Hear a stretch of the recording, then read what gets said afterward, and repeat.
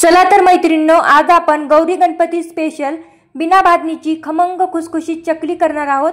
चला तर मग रेसिपीला सुरुवात करूया। तर काय करायचं, मिक्सरचं भांडं घ्यायचं, त्यामध्ये 1 कप पोहे आणि अर्धा कप आपल्याला डाळवं टाकून मिक्सरला बारीक असं पीठ करून घ्यायचं।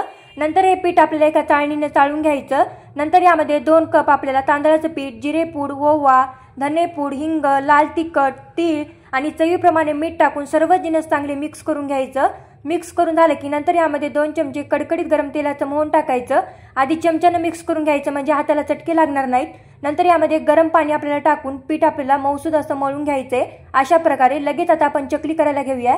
चकलीच्या साच्याला थोडंसं तेल लावून घ्यायचं म्हणजे चकली याला चिटकणार नाही। नंतर गोल गोल आपल्याला चकल्या पाडून घ्यायच्या। चकल्या पाडून झाल्या की काय करायचं, मीडियम गॅसवर आपल्याला तेल गरम करायचं आणि चकली तेलामध्ये सोडून द्यायची। चकल्या जास्त सोडू नका, 2च सोडा, नाही ते एकमेकांना चिटकतील।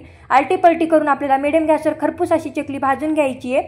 तर तयार आहे आपली गौरी गणपती स्पेशल बिना भाजणीची खमंग खुसखुशीत चकली। तुम्ही पण गौरी गणपतीसाठी नक्की करून बघा, खूप मस्त आणि खमंग खुसखुस होती आणि चवीला अप्रतिम अशी। आजचा व्हिडिओ आवडल्यास एक लाईक, चॅनलला सबस्क्राइब करायला विसरू नका।